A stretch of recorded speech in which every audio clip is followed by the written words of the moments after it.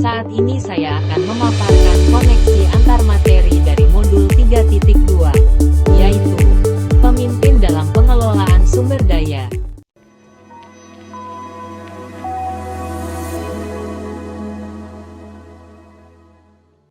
Buatlah kesimpulan tentang apa yang dimaksud dengan pemimpin pembelajaran dalam pengelolaan sumber daya, dan bagaimana Anda bisa mengimplementasikannya di dalam kelas.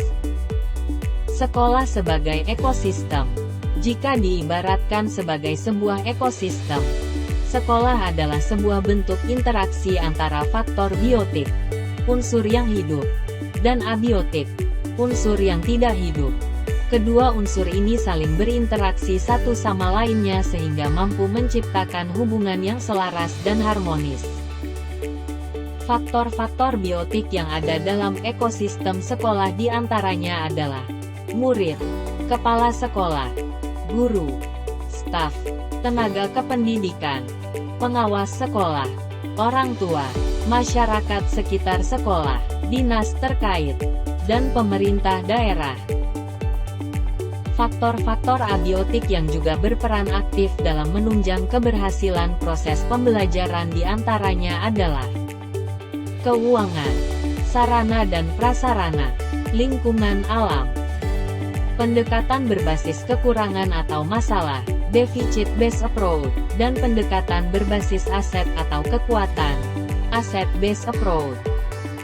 Pendekatan berbasis kekurangan atau masalah, deficit-based approach, akan memusatkan perhatian kita pada apa yang mengganggu, apa yang kurang, dan apa yang tidak berfungsi dengan baik. Kita mengeluhkan banyak fasilitas sekolah yang tidak berfungsi baik, buku ajar yang tidak lengkap, atau sekolah yang tidak memiliki laboratorium.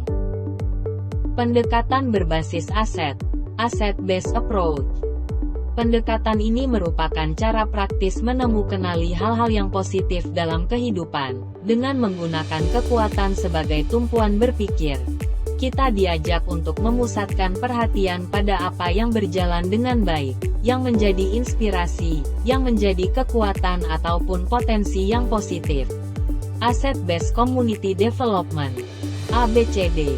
Yang selanjutnya akan kita sebut dengan pengembangan komunitas berbasis aset, PKBA. Pendekatan ini melihat komunitas sebagai pencipta dari kesehatan dan kesejahteraan, bukan sebagai sekedar penerima bantuan.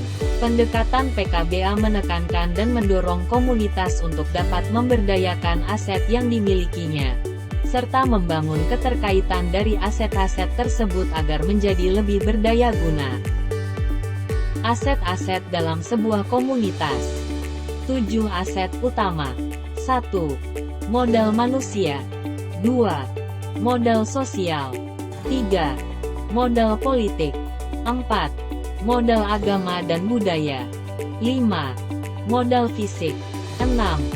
Modal lingkungan alam. 7. Modal finansial.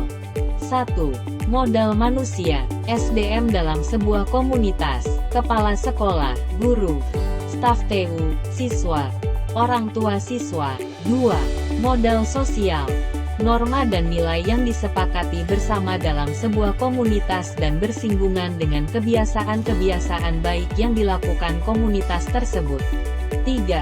Modal politik, pemanfaatan relasi serta kekuasaan dalam pengambilan kebijakan untuk mencapai kepentingan sebuah komunitas. 4.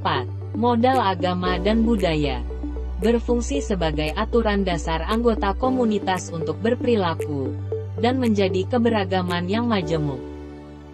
5. Modal fisik, bangunan fisik untuk aktivitas sebuah komunitas, serta infrastruktur dan sarana penunjang aktivitas.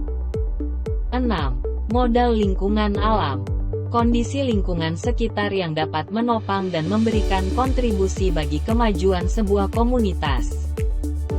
7. Modal finansial, sumber pendanaan tetap maupun tidak tetap sebuah komunitas. Jelaskan dan berikan contoh bagaimana hubungan pengelolaan sumber daya yang tepat akan membantu proses pembelajaran murid menjadi lebih berkualitas.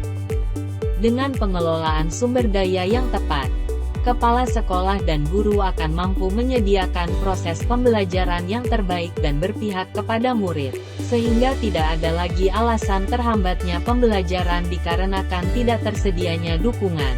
Dengan pengelolaan yang baik pula, sekolah akan mampu menyusun program pengembangan sekolah dengan baik. Salah satu contohnya, dengan pemanfaatan lingkungan alam dalam kegiatan pramuka. Dikarenakan di sekitar lingkungan sekolah masih terdapat hutan yang memiliki pohon-pohon kecil maupun besar, sehingga untuk mencukupi tongkat pramuka, murid dapat memanfaatkan kayu-kayu yang ada di hutan. Begitu pula untuk mendirikan tenda dan perlengkapan perkemahan dapat memanfaatkan kayu dan bambu yang tersedia di lingkungan sekitar tanpa harus membelinya. Berikan beberapa contoh bagaimana materi ini juga berhubungan dengan modul lainnya yang Anda dapatkan sebelumnya selama mengikuti pendidikan guru penggerak. 1.1 Filosofi KHD. Menuntun segala kekuatan kodrat yang ada pada anak agar dapat mencapai keselamatan dan kebahagiaan setinggi-tingginya, baik sebagai manusia maupun sebagai anggota masyarakat. Hubungannya, pemanfaatan aset ini akan membantu menuntun murid untuk menemukan kodrat yang dimilikinya. 1.2 Nilai guru penggerak. Berpihak kepada murid, mandiri, kolaboratif, inovatif, reflektif. Hubungannya, dengan kemampuan manajemen aset yang baik, seorang guru penggerak akan mampu mengimplementasikan nilai-nilai guru penggerak di lingkungan sekolah. 1.3 Visi guru penggerak. Merancang visi yang berpihak kepada murid, serta merancang perubahan dengan inquiry apresiatif, bagja. Hubungannya, dengan mengetahui aset yang dimiliki, seorang pemimpin akan dengan mudah merancang sebuah visi yang berpihak kepada murid dan menunjang kemajuan sekolah. 1.4 Budaya positif. Budaya positif di kelas dan sekolah perlu diciptakan agar dapat mendukung pembentukan karakter murid yang diharapkan. Hubungannya, dengan mengetahui kemampuan aset yang ada di dalam sekolah, seluruh warga sekolah akan merasa dihargai dan diberdayakan, sehingga semuanya merasa senang dan nyaman berada dan beraktivitas di lingkungan sekolah. Dengan demikian akan menciptakan suasana positif yang bermuara kepada pembiasaan budaya positif. 2.1 Pembelajaran berdiferensiasi. Dengan pembelajaran berdiferensiasi, guru dapat memenuhi kebutuhan siswa, baik itu minat, kesiapan dan profil belajarnya. Hubungannya, dengan mengenali aset yang dimiliki sekolah, seorang pemimpin pembelajaran akan bisa memanfaatkan semua aset yang ada untuk menciptakan pembelajaran berdiferensiasi yang mampu memfasilitasi semua murid. 2.2 Pembelajaran sosial emosional. Kompetensi sosial emosional yang dimiliki guru dan murid. Hubungannya, dengan memanfaatkan aset yang ada secara maksimal, akan terciptanya pembelajaran yang menyenangkan, sehingga berdampak suasana belajar akan lebih menyenangkan, sehingga tujuan pembelajaran akan dapat tercapai. 2.3 Coaching untuk supervisi akademik.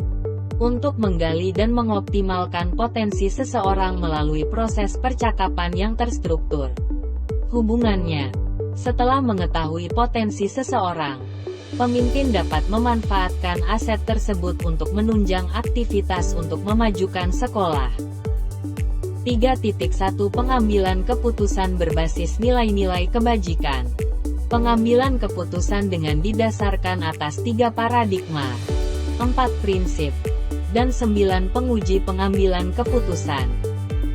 Hubungannya, seorang pemimpin, aset manusia, yang dapat mengambil sebuah kebijakan dengan baik, akan membuat sekolah akan menjadi lebih maju dan berkembang. Ceritakan pula bagaimana hubungan antara sebelum dan sesudah Anda mengikuti modul ini, serta pemikiran apa yang sudah berubah di diri Anda setelah Anda mengikuti proses pembelajaran dalam modul ini.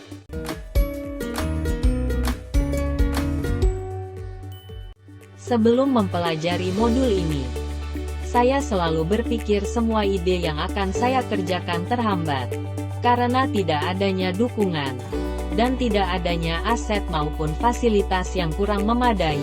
Namun, setelah mempelajari modul ini, saya dapat memahami dan mampu mengidentifikasi aset-aset apa saja yang sebenarnya sudah dimiliki oleh saya, maupun sekolah tempat saya mengajar.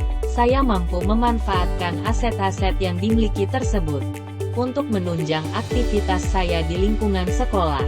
Saya mampu mengolaborasikan beberapa aset tersebut untuk menunjang aktivitas yang saya lakukan di lingkungan sekolah.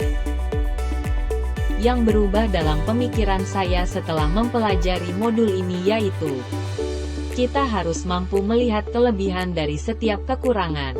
Karena dari kekurangan-kekurangan yang ada, kita akan diperkaya dengan kelebihan-kelebihan yang tersembunyi di baliknya.